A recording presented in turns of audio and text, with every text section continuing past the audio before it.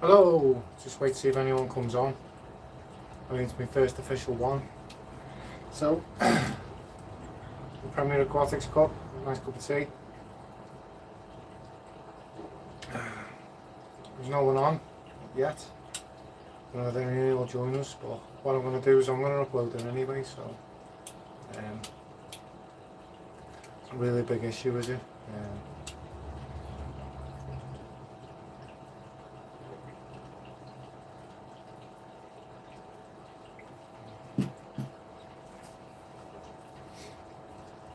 So I've been going a minute, no internet joining us at the moment.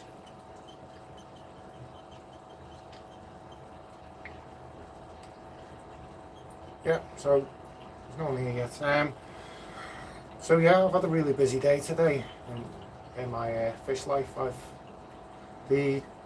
What was my blackwater tank, I've stripped it all out and took all the fish out, and I set it up as a Wallstad tank today. Like I've had to go Wallstad before, but did it wrong because I used slow growing plants and stuff like that, and then obviously you're getting a ton of nutrients on you, and then I was blasting it with the 3.0, Fluval 3.0, so yeah, there was just loads of stuff that algae loves and slow growing plants, so obviously the algae used to love it, and I was just constantly battling algae, so that's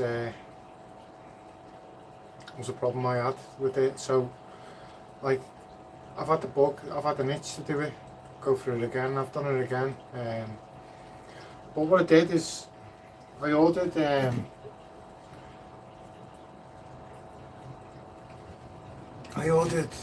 Miracle-Gro organic compost, and the stuff that arrived didn't seem like, it wasn't the stuff I ordered anyway. It was slightly different, and it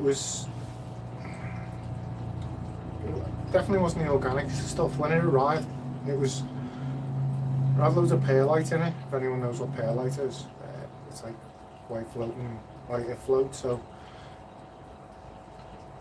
it's just an additive to the soil, so it doesn't break down, so it holds the soil. You know, like if you say you put it in your garden and your soil compacts, it stops that from happening. So it gives the roots somewhere to go, but we don't want it in our tank because it floats. So, and it also had little balls of Osmocote in the soil, so I had to sieve it. A good tip, if you were to do what I've done, is go on Bonsai Supply website, maybe K's and Bonsai, and you'll be able to get like bonsai sieves for soils. That's what I used, and then sieved it all, put about an inch of sieved Miracle-Gro in the bottom of the tank, and then put some calcium carbonate on top of it, you know, like crushed coral sand, put some of that on top of it. And then what I did after that was we go into Pets at Home, there's a cat litter, it used to be called Sunny Cat Pink, I think it was called, or Sophisticat, and it's basically what it is. It's like Danish molar clay. It's like a baked clay, and it's great because it's got a high cation exchange capacity, which is like, so people use purified water, like RO water, in the tank, say like they've got discus and stuff like that, and they want purified water. Obviously it makes the water neutral, doesn't it, and stuff, and it strips all the metals and stuff out of the water. Well, molar clay does the same thing.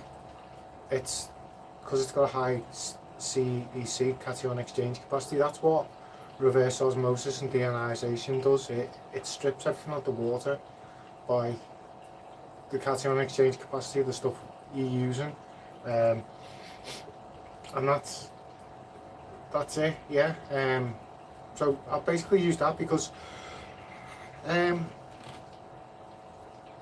it's the same as, you know, like fluval stratum and stuff like that. You know, these activated soils, we put them and they absorb fertilisers, don't they? And then they release it to your plants at the roots. Well, molar clay, sophisticat, cat litter, exactly the same thing. So what I'm thinking is like, for example, say we've got this here, is compost, and then it's capped with molar clay. So you've got all these excess nutrients wanting to get in the water column, and then you got the molar clay above it. So that the molar clay will absorb a lot of them nutrients as they're going up, and then I planted up, so I've got like Amazon swords and like stem plants. And like the likes of the Amazon sword, I've also put my dwarf lily bulb back in. What else have I put in there? I put some dwarf sage in there. I'm going to talk about the dwarf sage in a minute. But basically, I put all these things that are like massive root feeders, and they were struggling, weren't they? So, like I said, that's one of the reasons, because the tank was tired. That's one of the reasons why I wanted to close it down. Because it was I fed it, and like bought these root taps, and when I looked at them, I got them off Amazon. They just look like Osmocote in capsule. So there's that. It probably cost infinitely less or exponentially less to buy Osmocote and do it myself. But yeah. But anyway, do you know what else I found when I was cleaning the sand? If anyone remembers, not that there's anyone here. Hello, I'm just talking to myself on my phone for shit again. But anyway, this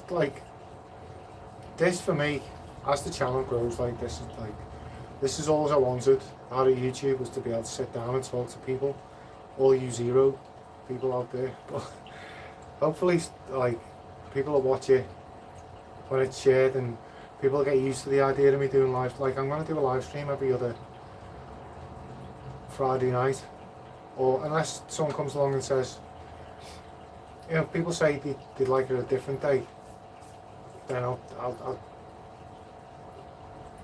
I'm flexible. I change the day, but it'd have to be every other week, because as I say, I work on sociable hours, and I've got to be up for 4 AM in the morning to crack on with my job. Yeah. Anyway, excuse me. Anyway, back to what I was saying. So yeah, so these are heavy root feeders, so they'll get in there, and hopefully they explode, and get massive. So I wanted to talk about the crushed coral. I've only put a tiny bit of crushed coral. I've recorded it all, and I'm going to put a video together. It's I think there's about 2 hours of footage at the moment. I'm after getting a laptop in the next couple of weeks, because I've got a laptop, a gaming laptop, and I've got a gaming PC, and both of them have died. It's about £2,000 worth of kits just dead, and I need sorting out. So I need to get a new one, because as of this year my gaming PC is not supported. The Windows on there is not supported. I think I bought like the last PC that I think it was Windows 8 or 10. I think it's 8. Not supported anymore. But anyway, I've got that calcium carbonate, back to what I was talking about. I've got like that 2 hours of footage, that's what I was saying, that needs editing. But I got the crushed coral, and what crushed coral does is, like, we all know how the pH works and the hardness, don't we? And like Amazonian fish, they like soft water, don't they? And Tanganyikan fish, it's all lime and rock, and like Tanganyika and Malawi and stuff, so it's all hard, so it acts as like it's a buffering capacity. But like, we talk about our KH and our GH, don't we? And then with your KH, you've got that's your alkaline, but with your GH, your general hardness, you've got magnesium and you've got calcium. With your magnesium, if you imagine a seesaw, like, we all want balance in our tanks, don't we? So we've got a seesaw like this. Now, imagine that as your magnesium. If you get that up in a reef tank, you've got like magnesium at 1500. If you get that magnesium at 1500, then you can get your alkalinity up to 10.6 DKH, degrees of carbon hardness, and then you get your calcium up to 500. So your magnesium's got to be 3 times the calcium, and then your alkalinity at 10.6 degrees. Then that's balanced. Your seesaw's balanced then, and then what you get is like it'll go down, and then like your calcium will go down, your alkalinity through the day. Your magnesium, once your magnesium's stable in a reed tank, like you can just test it once a month. Your calcium you can test like once a week, and then I can't remember. Like it's been so long, but anyway, what I'm saying is that's why I put the calcium, the crushed coral sand in the substrate. So because as the water goes softer, what it'll do is it'll dissolve the crushed coral, and the alkalinity and corals use alkalinity, magnesium and calcium to build the skeleton. So this crushed coral sand, as it's breaking down, once the water goes soft, it dissolves it, and then it releases all that. And so it's all about balance, getting the tank nice and balanced for the plants, which is what Wallstad's all about, isn't it? There was another type of balance I wanted to talk about, and I can't think what it was now. So that's like your hardness and stuff like that, and your calcium, magnesium. Even though there's no one there, it's still like you've still got stage fright.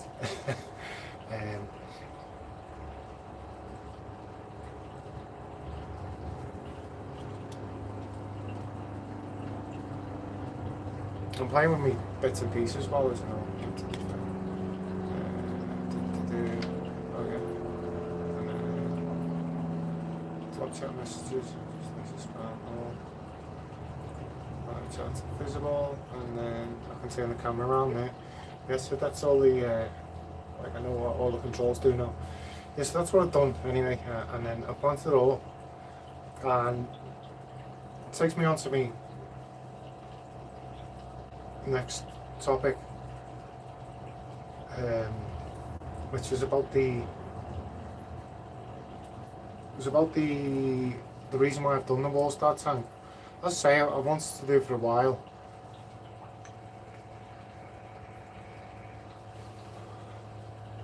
I've wanted to have another go at Wallstad for a while. I'm more experienced now, plus I've read the book by Diane Wallstad, which is quite an interesting read. It's very in-depth with science, a lot of which I don't think you need to... Hello mate, you okay?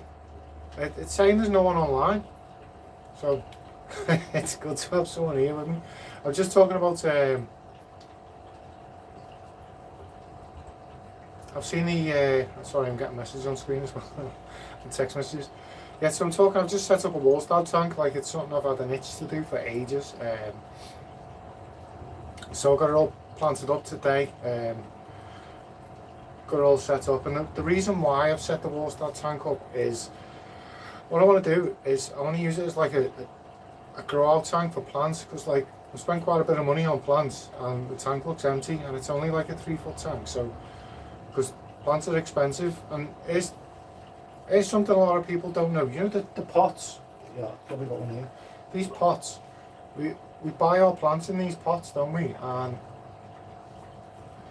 like, the only people these pots benefit are the shops and the people who grow the plants. Like, they have no benefit to us. But we pay 10 times as much for a plant in a pot. It's just so, like, for me, I'll go online on eBay and just buy bunches of plants, because like, I know I've got a pot here, but I refuse to pay like 10 times more for a pot, because I don't need the pot. I'm taking it out, and then it's in rock wool, isn't it? When you break the rock wool up, you lose most of your roots anyway, so, well, that's what you're paying for, aren't you, the roots? Anyway, UK, it's good to see you, to be fair. Like, it's my first live chat, so it's quite daunting, you know, to be fair. So, yeah, so anyway, I've set it up because I want to grow some plants out. And what I'm thinking of doing, I've got, I don't know whether everyone's watched, but just outside the fish room here, I've got a polytunnel, like a small polytunnel. And what I'm thinking of doing, good to hear that, mate, good to hear that. Like, so what I'm thinking of doing is plotting out some, I get loads of notifications on the screen while it's going on, and it's quite distracting, because the whole my whole screen now is just me talking, and then it pops up with, we've got the comments down one side, which is great, but then you get massive notifications, which is really distracting on the screen. I'll say, but the polytunnel I want to do is I want to grow my Wallstad tank out, so it's a jungle, and then hack it all back, and then get them outside for the summer, some plants, and grow them all out. Like I always say I love experimenting, and that's the first thing I want to experiment with this year, is get some plants going, because the goldfish, I want to get them in ponds this year in the summer. Like, I'd like to get them out in ponds, like the Aranda and the Ranchu. My plan was to have 4 of each, and I've got 4 of each. Well, sorry, I've got 3 Ranchu, so I can get another Ranchu. And then I've got these guys. These have gone massive compared to when I got them. Like, they're really stacking up the pounds now. Like, like the Sarasas are my favourite fish. Like, they go right back with me. Like common goldfish. I think I kept exclusively common goldfish for about 10 years, or maybe longer, before I got my first reef tank, because my mate said goldfish were rubbish. So I bought a 400 reef, a 400 litre reef tank. It was well more than £400. The light was like £700 on the tank. But I got that going. But anyway, I decided that goldfish were better than reef tanks, so I'll come back to goldfish. But yeah, that's what I want to do. I want to get them outside in the summer and get them in ponds. I don't really want to breed them. Sick as in not well, or as in cool?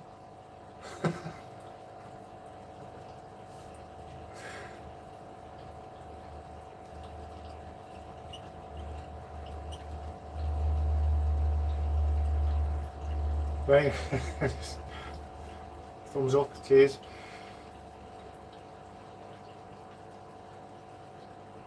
I absolutely love them, to be fair. Like, I could sit here, well, I do sit here all day and stare at them. So so that's my plan, get them out, keep getting distracted, don't I? Bit of stage fright, it's my first one, cut some slack. So get them out in the garden, and I want to get loads of plants going in the garden. And if I'm honest, what I'd like to do is try and like swap some of the plants for plants I haven't got, and like these tanks would be empty then, and I could do some planted tanks in here, but it'd have to be seasonal, I think, because unless electricity prices come right down again, I'm not paying, like, I think it works out about £100 a week to heat this room, and I don't think well, to be fair, I couldn't afford to be paying £100 a week just to heat 4 fish tanks. It's a bit much, isn't it? A bit excessive, like. Yeah, so that's my plan, and then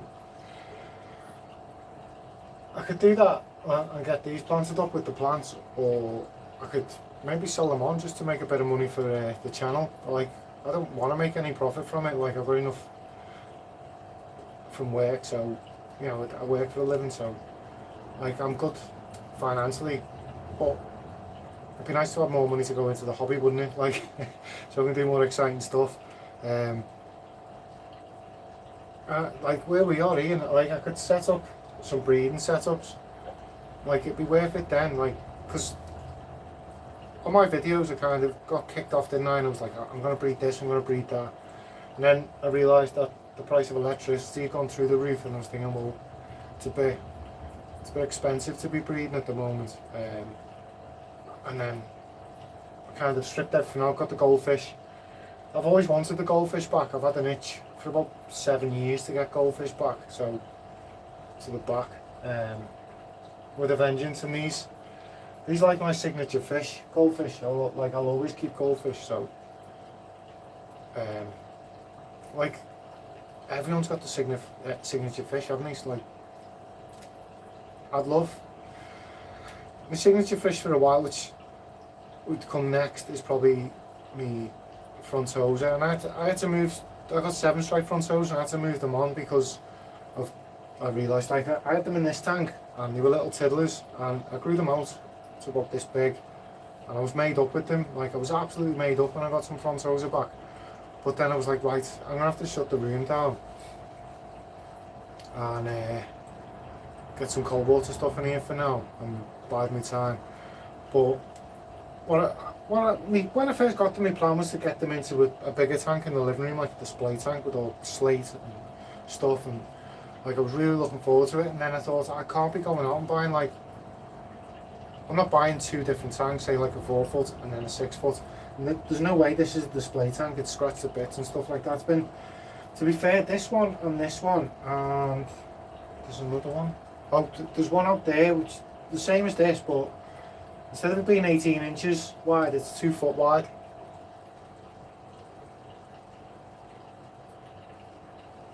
Yeah, I agree. Yeah, it does. Like I'd like to breathe. I'd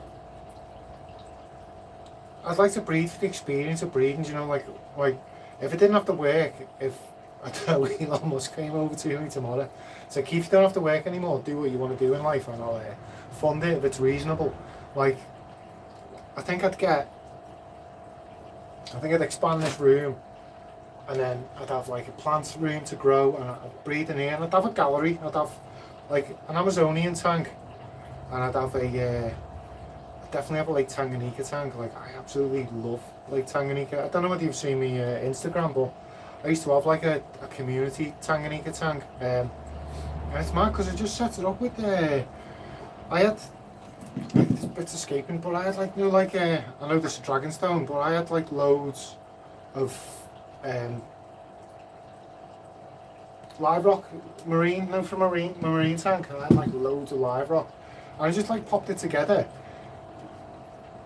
quickly and like planted a load of Alisneria, and it just went like a jungle with all these Tanganyikan fish. And I had like shell dwellers, rock dwellers, and like Bashardi and what shell dwellers? I had Telmatochromis temporalis. Like I had this one, and the fish was about this big, and it'd like swim around my tank and like just chase everything. It was like the dominant fish in the tank. There was fish like Frontosa like that big, and this little shell dweller like that's bullying them all. It was insane. Like, but I absolutely loved it. And that's what, like, I'd do that, and then if, you know, as I say, hypothetically, Elon Musk said, like, I'd love to do that, and then I'd love to get like loads of breeding projects going in like, say, I'd like a room bigger than this, I think, but like, there's like a few Tanganyikan cichlids I wanted to breed. I bred Bashardi, I bred shell dwellers, Frontosa. I never got to breed. I got them to like 3-4 years old. They were ready to breed, and then I had to move them on because I was moving house. And I thought about them fish for about 12 months after I sold them. Like, constantly thought about them. It was devastating to get rid of them, to be fair. I'd love to get them back, but what can you do? But as I say, I was thinking of getting a 6B2B2 in the living room for the Frontosa, and then when I was looking at the price of it, I was looking at about 1,500 quid. And I just didn't have them funds available at the time. But the guy got them off. He lives about 2 miles away, luckily. And for some reason, none of the local lads seem to know that he's there. He's selling like rare Frontosa. So I'll definitely be popping up and getting some off him if I get the chance again. But as I say, like, that's my plan for the summer. I want to get some plants going, and maybe, if I could, I'd probably sell them on to, like, if the channel took off as well. And I've noticed on my videos, there's ads on my videos, but I don't make any money off them ads. So it's kind of frustrating, because I know from experience when I'm watching YouTube, because I spend an awful lot of time watching YouTube myself. Like, I love YouTube. I love live streams, and to actually sit here and be talking live is like, that's the reason why I joined YouTube. That's what I wanted to do. Like, I want to sit down and talk to other fish keepers, because you learn so much off other fish keepers. Like there's so many different things I've done, and I'm like, I figured out so many solutions to problems, and I know everyone else who's been in the hobby for a certain period of time has been in the same situation where they've learned things. And you can read as many books as you want, can't you? But like, to speak to someone who's already done something and already solved a problem, like, it's like a picture paints 1,000 words, isn't it? Like, that's the way I look at it. An experienced hobbyist will tell you, can teach you far more than any textbooks ever will. But that's what I'd like to do, as I say. And then, like Tanganyika cichlids are boss, shell dwellers are amazing, front toes are annoying. They take years to get full size and cost £600 for these. Yeah, I totally agree. Mine were about that big, and they were all 20 quid each, and I was like, Jesus Christ. I'm sorry, I recognised you saying to me the other day about your 6B2B2 from ND Aquatics. That's where I was looking at one for the front toes, with the cabinet and the hood and everything. I was looking at that, but I mean, I want a sump tank if I'm buying, like, a lot of people use like Fluval FX6s and stuff like that, but for me, I don't know, I'm kind of old school. I love sumps. I love tinkering around in sumps. I used to have lads, used to joke around in my local shop where I go, and they'd say to me, like, they'd say, is your display tank in the cabinet and your filtration at the top, your sump? Because, like, I was so obsessed with my sump, and like I was constantly buying stuff for my sump, like K1 and bio balls and all ceramic media, and I was like, after like the smallest micron filter socks I could get my hands on. But it just, like, the mechanics of filtration fascinate me, and like I've done far too much research on the nitrogen cycle. I shouldn't need to be researching the nitrogen cycle as much as I should, but yeah. And then there was something else we were going to say then. Yeah, so that's my plan. Like, I keep going back to it, don't I? Because I'm trying to go through, like, get my plants going, get these outside in the summer. Like, I love the idea of these going out in ponds. I don't know whether you've ever seen goldfish. When they've been out in ponds, like fancy goldfish, they go bright red, they're orange. It's like, they go like the YouTube sign. Yeah, they look absolutely stunning for it. Like, you can see on these Cerastus, they were bright red when I got them because they were outside in the pond, and now the red's starting to go orange.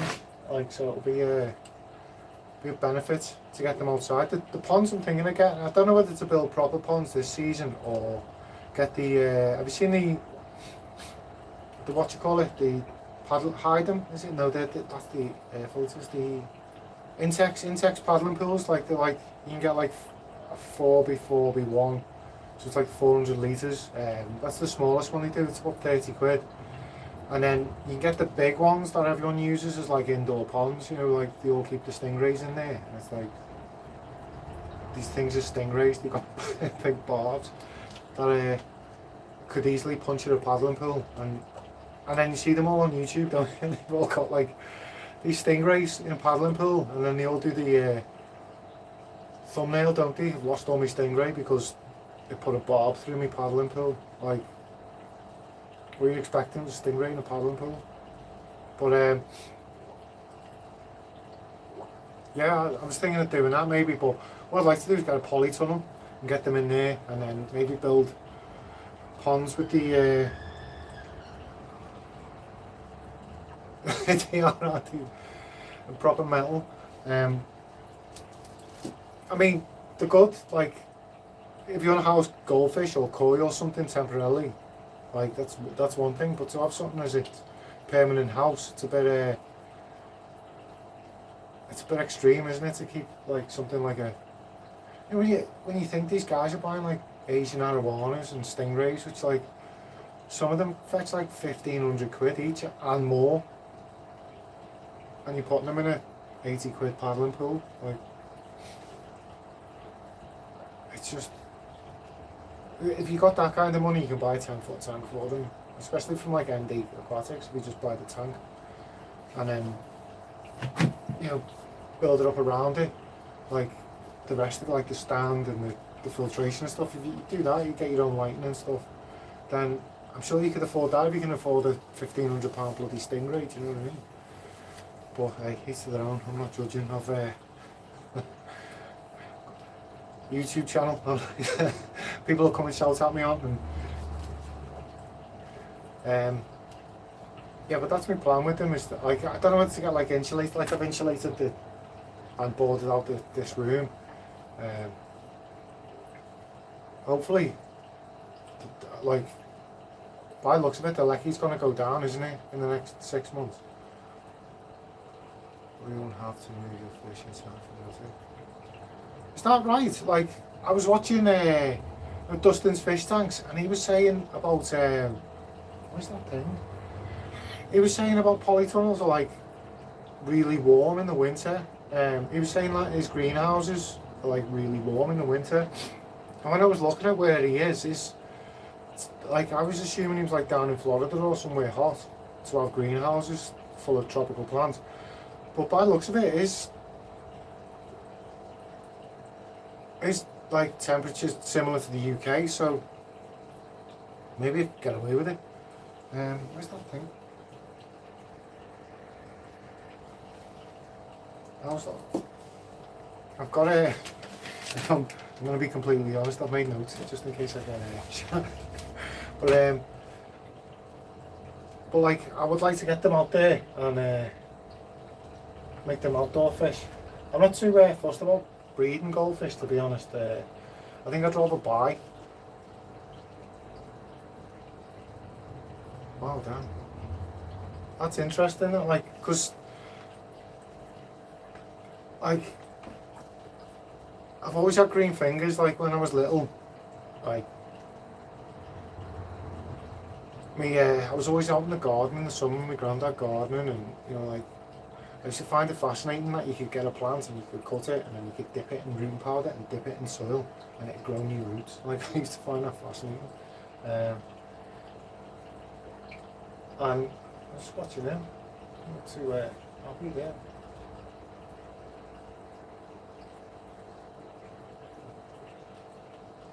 That's strange. Goldfish are proper derpy, aren't they? Like they're always up to something daft. Always flashing. I'll have to test that water. Yeah. I've like as I say,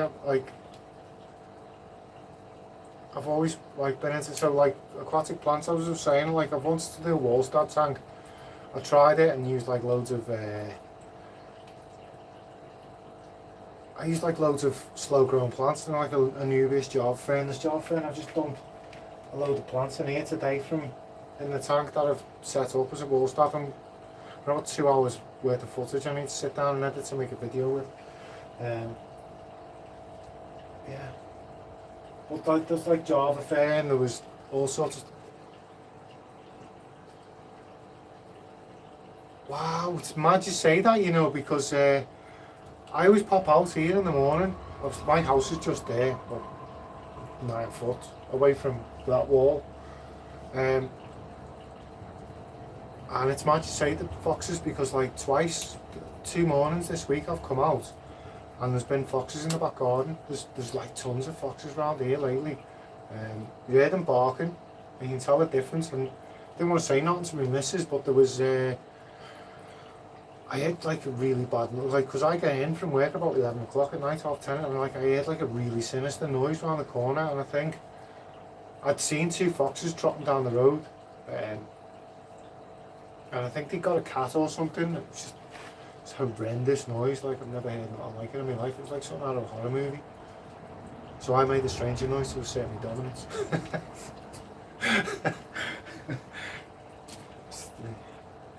We Premier Aquatics Cup. Just rocking the fish shop cups. I love all my merch from fish stuff, like them.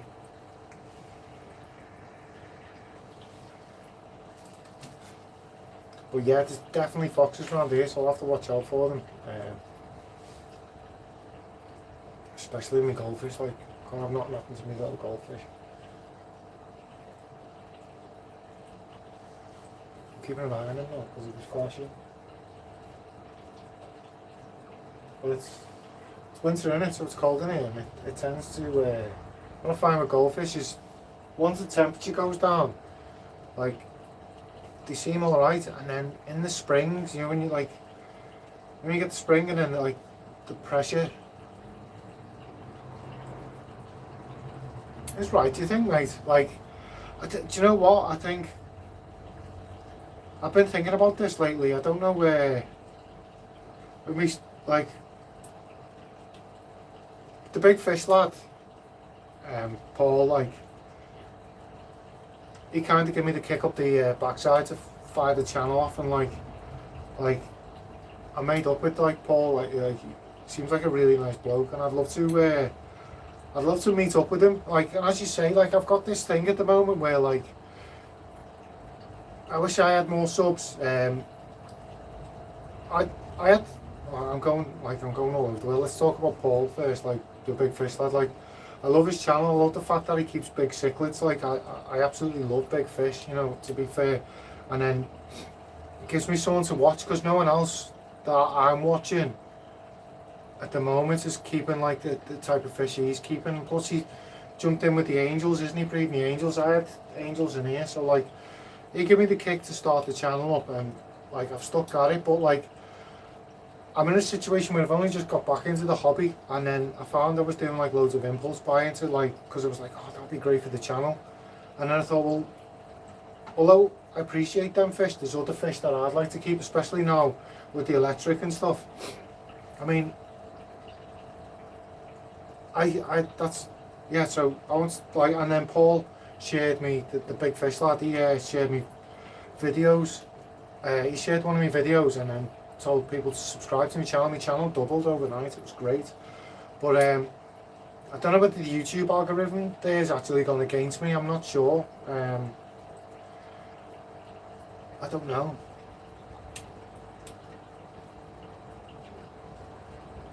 Yeah, he is a top bloke, Paul. Like he is like I was just about to say something. I can't say something like it's not about him, it's just a joke, but like I don't think it's appropriate for YouTube, but especially when you're new, because I've got a bit of a dark sense of humour, ex-squaddy, so I've got a dark sense of humour, you know what I mean? But anyway, Paul, like I say, he kicked my channel off, and like I feel like I owe him for it, because I've always wanted to do YouTube. And like he was like, go for it, and I just picked my phone up and just went for it and made a 20-minute video, and I've stuck at it since. And like the main reason why I'm into YouTube is like I just want to talk to other fish keepers. Like that's all I want out of life. Like as I was saying before, like about setting up all this stuff, I'd want to join a breeding, like a fish club, and do you can do your Master Breeders Award. I'd absolutely love to do that. Like I've got a degree, a master's degree in biomedical science, and being a master breeder would mean more to me than having them qualifications. Like it just would, because of my passion for fish keeping. But that's another thing I was going to say, go from Paul onto my subs. I used to be a moderator on a Facebook group, and we grew it from like a couple of hundred people. When I became moderator, it was like a couple of hundred people. I need to slow down when I'm talking. It's because I'm like a bit of thinking in front of the camera, and I've already got quite a strong accent, so I need to chill when I'm talking. But I had this Facebook group, and we grew from a couple of hundred people to like, I think it was like 60,000 last time, before the admin disappeared. The admin just went and the group died. But what I found is like, it was great when it was about 5,000 people, because you knew all the regulars, all the regular people, you know, and it was just big enough so you knew the regular people, and you could help advise like anyone new that popped up. And I think like at the moment, I think that's where I'd like my YouTube channel to get to, if I could pick. I'd like to get it to the point where it's small enough so you can still interact with everyone, but big enough so it's active. Do you know what I mean? Like I still don't feel like a YouTuber. I feel like someone who's trying to set up a YouTube channel. I think that's how YouTube sees it, and a lot of people see it, because everyone, like, I think it's like when you hit 1,000, that's when, for me, that's when I think, right, I've made it. Like I'm a YouTuber now. Yeah, it was amazing. We had we would like I was doing reviews, getting sent products to review and stuff because of the size of the Facebook group. And like I was gutted when it died, like because there were so many other fish. Like there was people who like they jump on and they'd be like, "My fish isn't well," what they would do, and do you know that old cliche of like, well, show some pictures. Like you look at the pictures of the tank and you'd be like, well, like it's blatantly dirty water. So you'd be like, what are your parameters like? Your parameters are fine. Well, they're not. You can see they're not because like the Simpsons are dirty water. So, and then you'd be like, come on, like we've all done it. Like we got a test kit, show us it. And then the thing that like Corey on Aquarium Co-op taught me was, well, he didn't teach me personally, but on one of his videos, it said, instead of saying what are your parameters, say how long have you had the tank set up for? It tells you the same thing, but people will tell you the story then rather than clam up. But like it was great to go from that with these people to watch them like get the tank cycled and go through the luminous gravel and the SpongeBob ornaments in the tank, you know what I mean? And then go from that to getting like some plants in the tank. Like I absolutely love plants.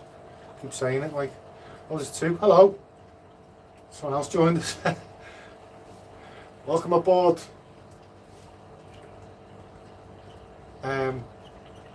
Yeah, so that's that. It was great to see these people, and you like the Facebook group was small enough at 5,000, so you could keep an eye. Like you could watch them progress and like say, well, actually, I'm not into guppies. Like I want like discus. Like, go get discus. Like, and we're here to advise you. Like, and I think that's where I'd like this channel to get through to. You know, like so you can interact with these people because it like I wouldn't want it to be like that again where you just lose track of everyone and then it's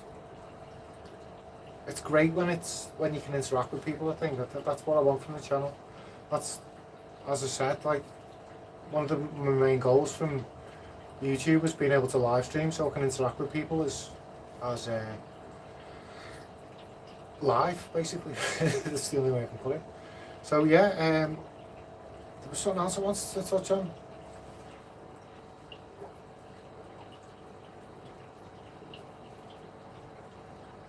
Yeah, that's a good point. That I'm gonna see if I can pin the comments. Just a second.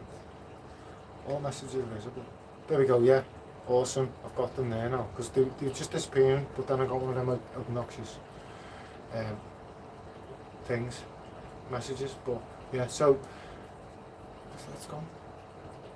I thought I'd sorted it, but I haven't. Yeah, it's like everyone gets on the defensive, don't they? And I think one thing I've learned lately, like I'm just, long story long, because we're on a live stream and I want to crack a bit of time out. I've had this philosophy, like, lately that, like, there's two types of fish keepers. There's, like, fish keepers are like musicians in a way. Like, you got people who are learning to play music and read music, and, like, you learn one instrument, apparently, and you learn to read music, and that's your first tank. And then you can apply that to your second instrument or your second tank, and then before you know it, like, you've learned how to discus, like cichlids, discus, like Amazon fish and goldfish and planted tanks, and you've played all your little instruments and you've got a bit of experience, and then you become like an experienced musician, you know. And that's the way I look at fish keeping, like similar to that, like an analogy. Like there's people learning the music and then there's people who know how to play music, but they're always after something new.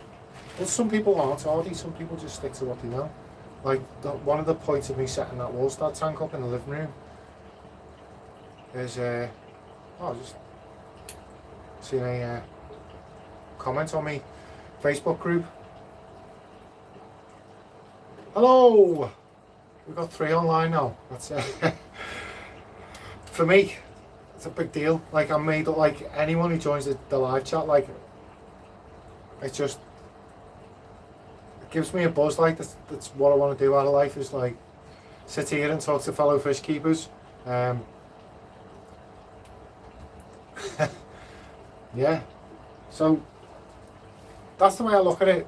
Like, there's people learning the music. 2 thumbs up. Thanks for the likes. And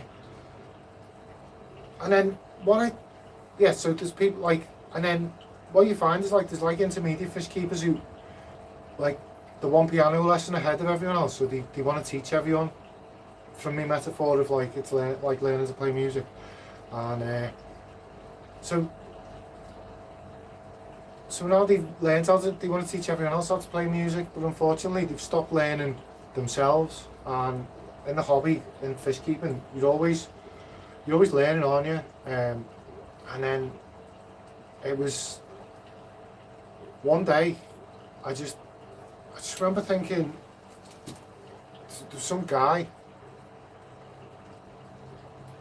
Do you know what? I'm gonna have to. If you're doing streams, mate, I'm gonna have to catch up with them, aren't I? I'm gonna have to watch them. How do you find streaming? Like, I'll be blatantly honest with you. I'm finding it quite an intimidating experience. Sitting in front of a camp, because I don't know what you want. You could be sat in a town hall with me on a massive projector. Do you know what I mean? Like, you don't think of that, do you? Until you come to press record, and then you're like, damn. Like just because it says there's 3 people, like 100 people could be watching on one of them screens. You just don't know. Yeah, so go back to what I was saying. Like, one day I was like, do you know what? Instead of trying to teach everyone how to keep fish, shut up and listen to people. And I just remember this guy was like telling me about his tank, and I thought he'd be here tonight, to be honest, but he's not. But he'll probably watch it back.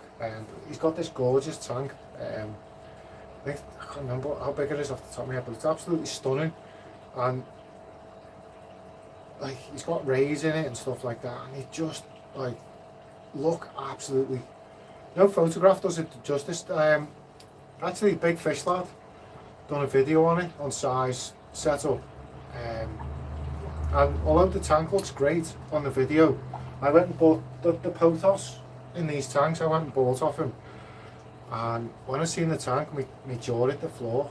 There's something about the tank. It's just it makes the fish. It's like when you get a work of art and it's got a really nice frame. That's what the tank was like. It just framed the fish and made them look like works of art. Sometimes you do that, don't you? Like, I remember going to a fish store, and I was seeing all these fish, and I was like, wow, I've never seen them before. They're absolutely stunning.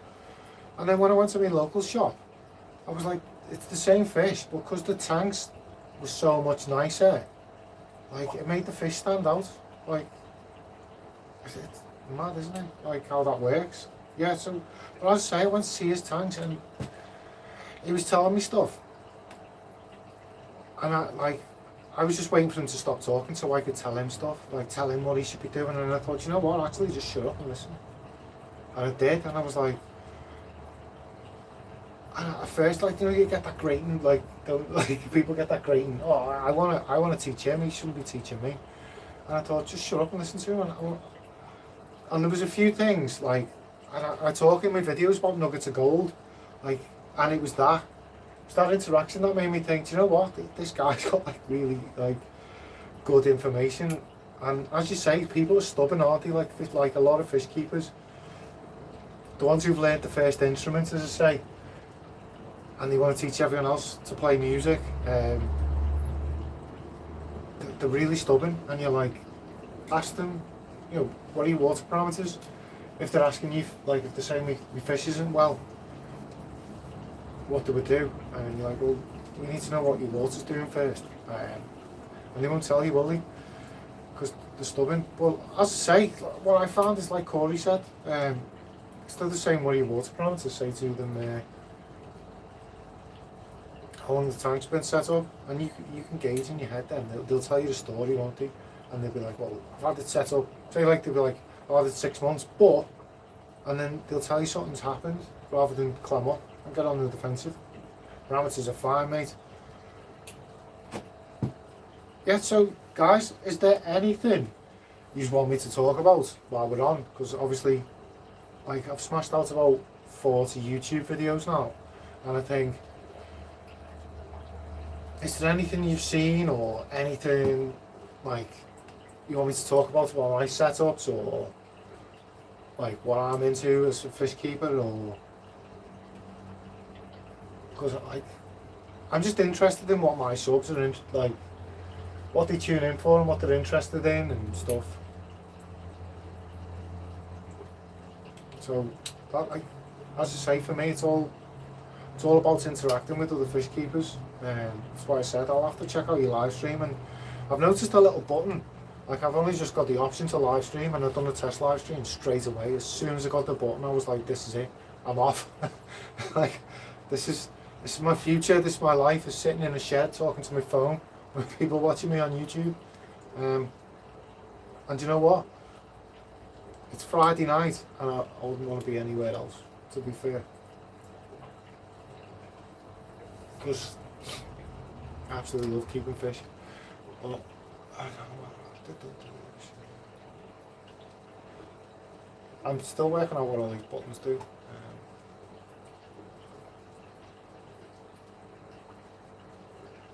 But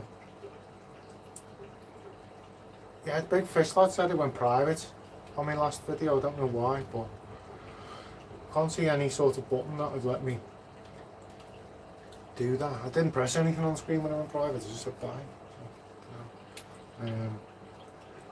So, but I asked the question and no one come back to me, and then he apologised and said it'd go private. I don't know what that meant. I don't know whether there's loads of buttons. But I'll figure all this out. Like, this is like what I'd like to do is every other week do a live stream. I'll have to check everything. Like, there's a button somewhere and you can do like joint live streams, and Lewis, one of the lads who joined the other day, he's got a reptile. He's been asking, like, give him a shout out actually, Lewis, because he's been like a really good supporter of the channel. He offered me some fish, some goldfish.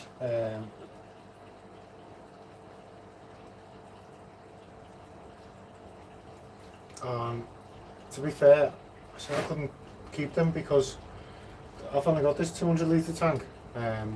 Obviously I've got my Aranda in here, my Ranchu in this one. So I had to decline them, which it's kind of a shame. It was nice for him to offer, you know, to get me some fish for my channel. But let's keep an eye on him. He doesn't look too happy, to be fair. Half an hour's in later. As I say, I've spent the day setting up a Wallstad tank, so like covered in dirt and stuff.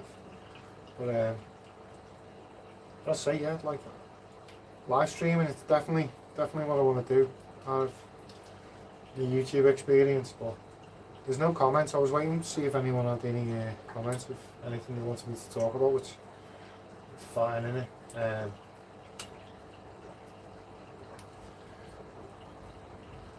So I covered me Wallstad. That's what I was talking about, the plans for the summer. I don't know whether anyone's seen my video about setting up a shop.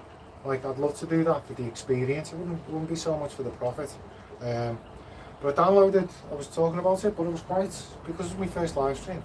Maybe we could do a fish shop tour. Do you know what, mate? Like, that's the thing. You know, we were talking about me getting more subs. Like, I think that's what I was saying. You know, like I was saying about other people seeing me as like, once you got 1,000 subs, people see you as a YouTuber. Before that, they see you as someone who's trying to set up a YouTube channel. And I'd like to approach the shops once I've got like 1,000 subs or more. Do you know, like I'm kind of, if I did fish shop tours, it'd probably be like, and I'm like really outgoing, so I'd probably go in there and say nice people. Like, was it when I was setting this tank up? I think it was this tank. Was it? Or was it the one in the room? Like, I went in a fish shop, my local fish shop, and like I was like, when do you get your plant order in? And they were like, Friday. I was like, okay, Aquaduct. So like, I went in and it was like, bounced in, it's like Friday afternoon they come in. So, okay, so Friday afternoon, so your plants order come in? And they were like, yeah. Where is he? Is it? And he was like, there on the floor. So, give us a Stanley knife. It's just, I opened all the boxes and I was like, I'm having that plant. And I had a queue of customers like, I want them plants. And I was like, yeah.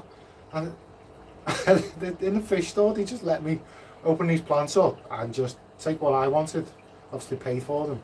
But like, so it'd be great to do that. Like my local fish store's been great with me. Like, and they just let me terrorise them. I've been everywhere in all the staff areas. So like, but like I'm kind of waiting till I get to like 1,000 subs to do that.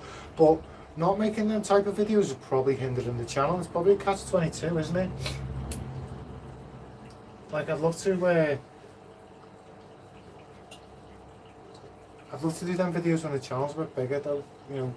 I don't want people to see me as someone who's trying to be a YouTuber. I want them to see me as someone who's like got an established channel and it's growing. But there's my local fish shop. I absolutely love my local fish. Like I've been going in there since it was so big.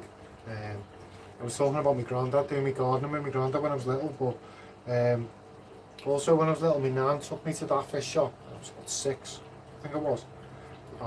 Got me my first goldfish in like a little, remember the plastic vivariums everyone used to keep goldfish in? One of them, and it had black spot. Ammonia burn, wasn't it?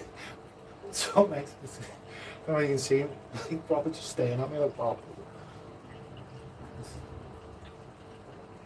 God, it's that little Timmy.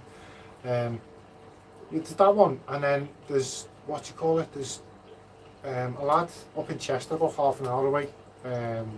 He's set up a fish shop called, he was breeding in a shed called Matt's Fish Shed, and then he set up a shop.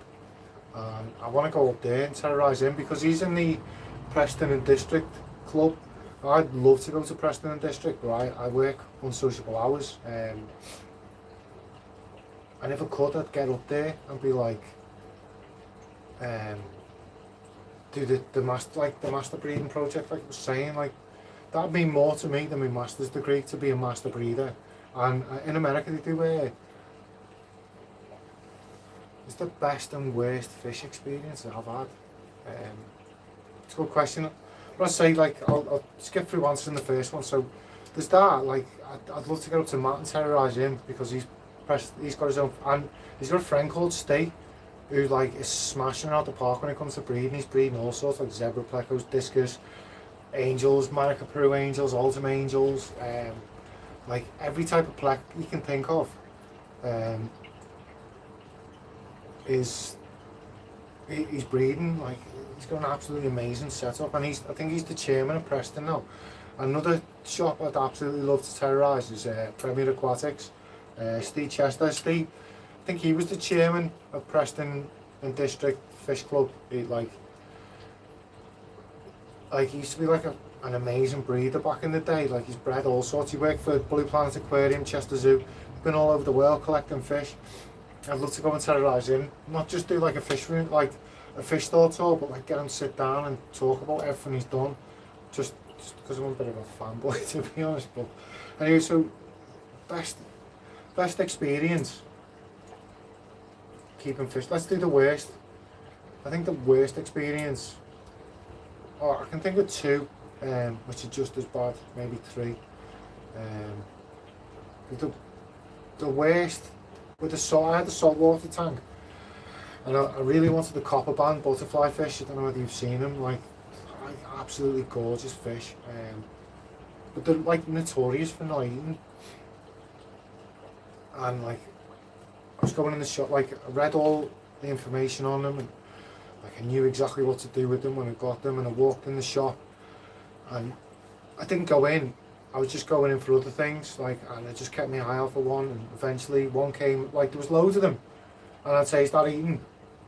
And the guy in the shop would be like, "No mate, it's not eating," which it's a death sentence. Like if you buy a copper band that's not eating, it's never gonna eat. Like, but like this one day I was like, is it eating? And then, yeah, what's this? Fed it mysis shrimp, nailed them, fed them brine shrimp and all, and it just nailed everything in the tank. And I was like, bag it up, it's mine. I took it home. I was like, it's amazing. And I had in the tank, and it was like doing dead well. And then I fed me tank, and I fed it mysis shrimp. And as it went to eat the mysis shrimp, my Malnaris Ross like shot over, grabbed the food, and the fish darted, and that was it. Then it wouldn't eat, and I basically was walking from my house about half an hour away to a fishmonger's to buy one mussel, like, and I get this like a live mussel, like from the beach. I've got a beach 100 yards that way. I could have gone and got, but no, I had to go and buy one from the fish shop, which has probably been picked up on a beach like 300 miles away and shipped to the shop, and then I bought it, and I could have. But anyway, yeah. So I was putting it in, like, and then the copper band like sniffed round it, and I was just about to eat it, and the Malnaris Ross just straight in, grabbed this mussel, flicked it like 2 foot across the tank, and that was it. And that was my worst experience, like, because after that, like, it just wouldn't eat after that, and it just like the most worst experience, watching it like emaciate, just wither away, like. And to be honest, like, I had like a few grand's worth of stuff in that tank, and I was like, do you know what, do we just shut the tank down and leave the hobby? Like, I've been in the hobby for about 20-25 years at that point. That was one experience. And another experience, I got discus, like, bought a load of discus and put them in a tank, like exactly the same tank as this, like the dual, what's it called? The dual record 96, the tank was called back in the day. It's called a Primo or something now. It's got LED lights and filtration slightly different. But I had 4 like little discus about this big, and like doing water change almost every day with this actually. Like, I was 50% RO water and 50% tap water. And I was doing like 10 litre water changes on a 96 litre tank every day. And then some days, like if I was off work, I'd do like a 50% water change. Right, and then I was doing it grew out, formed a pair, got the other 2 out of the tank. They started laying, and I was on a night shift one night, just got into work, and my missus phoned me, said I've just heard a bang in the fish room, like in the old fish room, not this one. And I was like, what's up? She was like, I don't know, I think there's someone in the fish room. And I was like, there can't be someone in the fish room. It's just like, it's physically impossible for someone to get in that fish room because of where it was in the house and stuff. I'll go and have a look. It's probably one of the fish. So she went in, she was like, discus on the floor. And I was like, what, one of my breeding pair? And she said, yeah. And that was it. Like, I was like, pick it up. She said, there's no way I'm picking it up. So I was on a 12-hour shift in work, and it was stuck on the floor for 12 hours, and there was nothing I could do about it because I couldn't leave work. And that was the worst experience. The best experience, I think, like the best experience is like anything to do with breeding. I think, you know, you like, as Corey said, like, whoa, do you make more? Like, free fish? I don't, like, it's not how I talk normally, like that's, I remember having the angels in here, and like they laid, and then they laid eggs, and then the eggs turned into wigglers, or wrigglers. I always say wrigglers, don't I? And then I got them in this tank, and I grew them out and passed them on to my mate when I was shutting the tank down. Like, and I get photographs of him, of these, and one of the angels, like the baby angels, like he sent me a picture the other day. This little angel's got like number 17, you know, like where they get the lines. One of them says 17. It's like, I don't know whether he was winding me up and sending me a picture he'd seen online or something, but yeah, I got 17 on this for the angel. Anyway, guys, I'm gonna wrap it up. Thanks for joining me. Like, it was amazing to have like people actually join me on my first live stream. Hope I didn't bore you to death, but as I say, as I get more confidence, I'm gonna. I could do with setting a way of like getting people to. Obviously, because I can come up with ideas to have conversations, to talks, but it'd be great to get a few.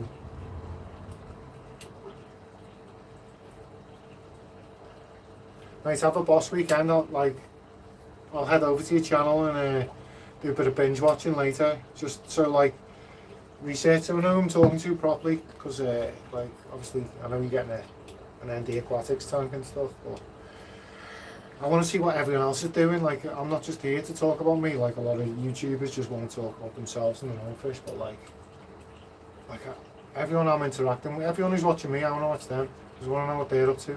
I want to set up like a little community, but it'd be nice. I'm trying to think how I'd do it on the spot. But I'd like somewhere where people could be like, you know what, I'd be interested in you talking about this on your next live stream. What I'm going to try and do is get one every other week. I guarantee you, like the Big Fish Lad will be here. I'm going to see if I can do. I was talking about Lewis, wasn't I? And Big Fish Lad. There's a button here where you can go live together. And what I'm thinking of doing is seeing if a few people want to do like a live,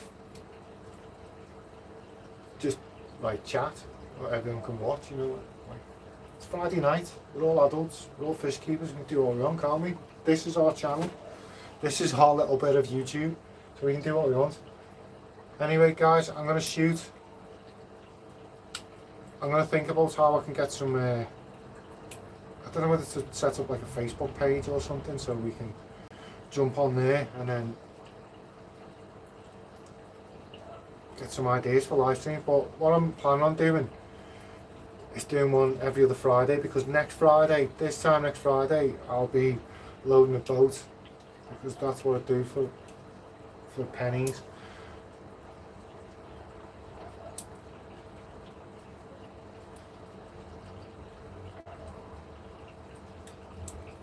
Nice one. You have a great weekend. Catch me on the next live stream. If you're doing streams, I'm going to have to check out your streams. Definitely. Because it's what my life has got to be all about, is interacting with other fish keepers. That's what I get a kick out of, like learning off other people. Right guys, I'm gonna shoot, take care. Thanks for joining me, like I really appreciate it. I'll see you in 2 weeks, unless you watch one of my videos. I won't see you, but you'll see me. Bye bye. See you later.